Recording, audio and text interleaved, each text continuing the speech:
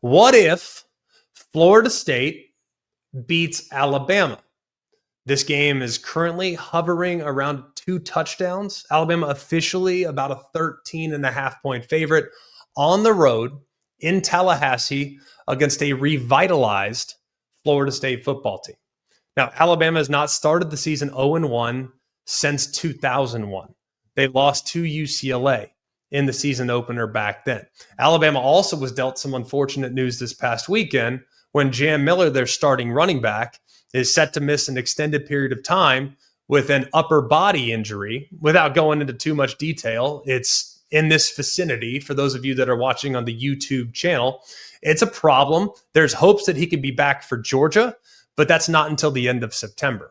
We know he won't be available for Florida State. What does that mean for the pecking order that stands alongside Ty Simpson, who's making his first career start in hostile territory? Now, how does FSU do it?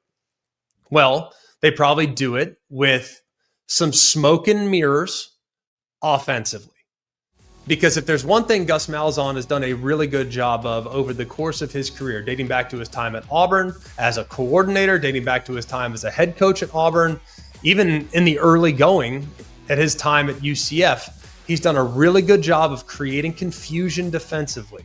He's done a really good job when he has a really mobile option at the quarterback spot, and he has that this year with Thomas Castellanos. Now, Thomas Castellanos has been very outspoken this offseason, talking about how he's going to do all these amazing things to the Crimson Tide's defense. And if you look back, and several have cited the success that Gus Malzahn has traditionally had when playing against Alabama.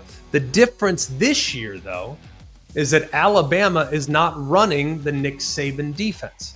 The Nick Saban defense, pattern match, a lot of man coverage, they would occasionally lose sight of what was going on behind the line of scrimmage when the quarterback became a run threat.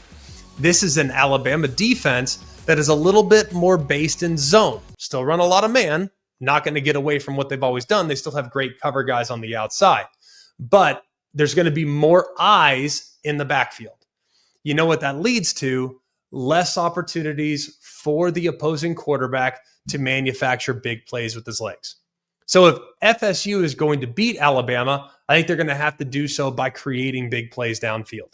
We know that they've revamped their wide receiver core. I like the additions that they made at wide receiver. I'm also going to operate under the assumption that Squirrel White will be at 100% for this game. He's nursed a little bit of an injury throughout fall camp.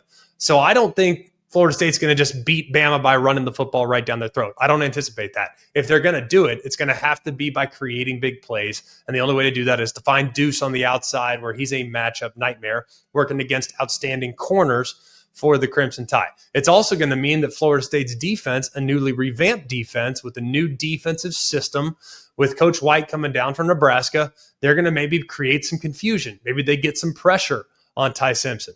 Maybe they bottle up whatever running back fills in for Jam Miller. Maybe they do a really good job in winning some of the one-on-ones on the outside that Alabama is going to try to create on a down-in, down-out basis. This would be a massive upset, and one that I do not forecast at this point. But if they do, think about what this could mean for Florida State. It would be, in a roundabout way, I know we're a few years removed, but it'd be revenge for what transpired 2 years ago. Florida State was 13-0. Alabama was 12-1. Alabama was put in the playoff. Florida State was left in disappointment and disbelief by being out there in 2023.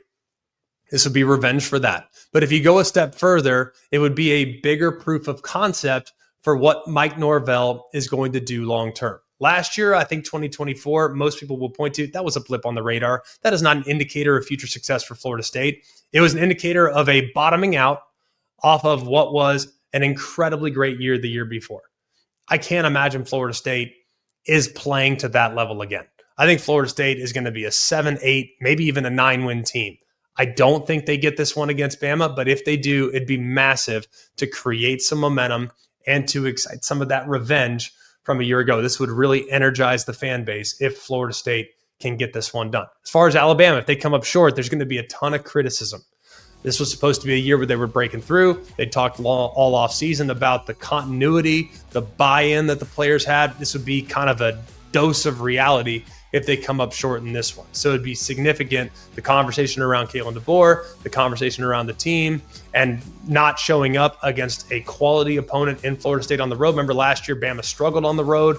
Now they'll go on the road week 1, do some of the challenges of last year, carry over into this year. Those are all things that could come out in the event in which Florida State pulls the significant upset there week 1. I still think Bama gets it done, but the fallout from this game could be massive for not just the ACC, but for Florida State and for the SEC and Alabama.